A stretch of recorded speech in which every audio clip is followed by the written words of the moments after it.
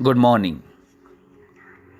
जब आप इस पत्र को पढ़ रहे होंगे तो मैं आपके आसपास नहीं रहूँगा।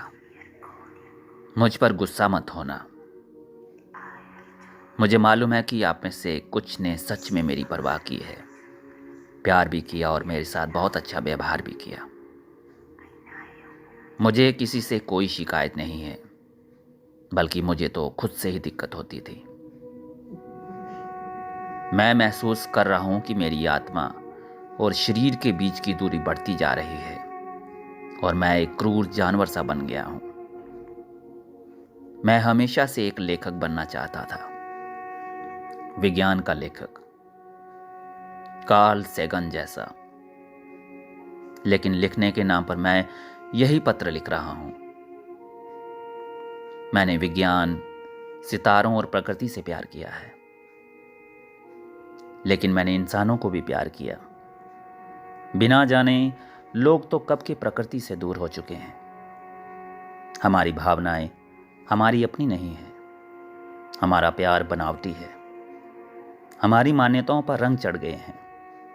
हमारी मौलिकता है, वो सिर्फ दिखावटी कलाओं से मान्यता हासिल करती है।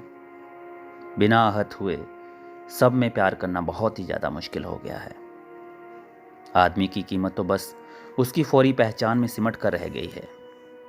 निकटतम संभावना ही पहचान तय करती है। एक वोट से, संख्या से, एक चीख से। आदमी को दिमाग की तरह तो कभी देखा ही नहीं गया।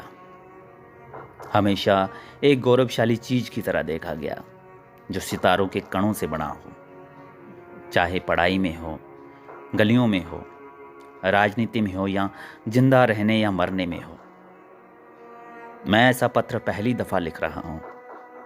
पहली बार, एक अंतिम चिट्ठी।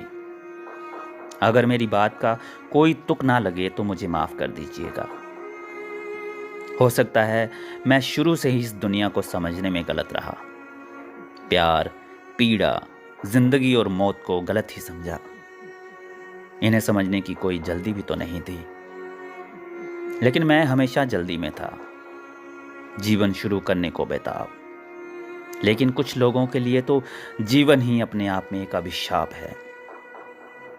मेरा पैदा होना ही जानलेवा दुर्घटना है। मैं बचपन के अकेलेपन से कभी उभर ही नहीं सका।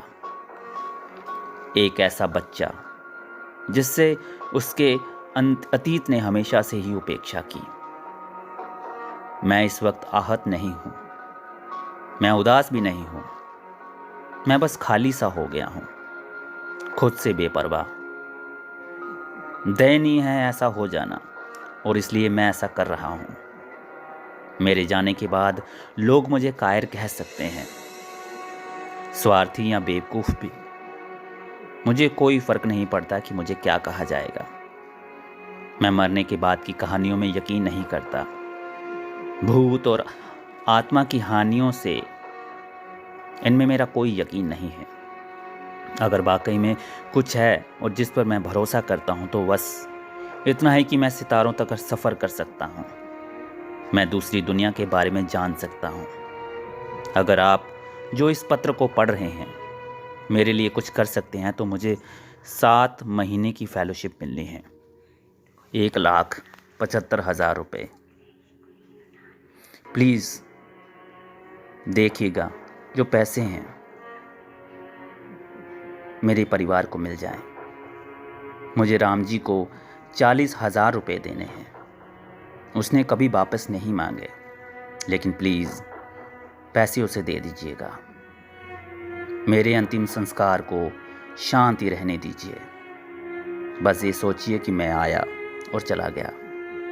मेरे लिए आंसू मत बहाना। यह समझना कि मैं जिंदा रहने से ज़्यादा मरकर खुश हूँ। परछाइयों से सितारों तक उमा अन्ना, मुझे माफ़ कीजिएगा। इस काम के लिए आपका कमरा इस्तेमाल किया। Ambedkar students association. निराश करने के लिए माफ़ी। आपने मुझे बहुत प्यार किया। आपके अच्छे भविष्य के लिए दुआ करता हूँ। एक आखिरी बार के लिए जय भीम। मैं औपचारिकताओं को लिखना भूल गया।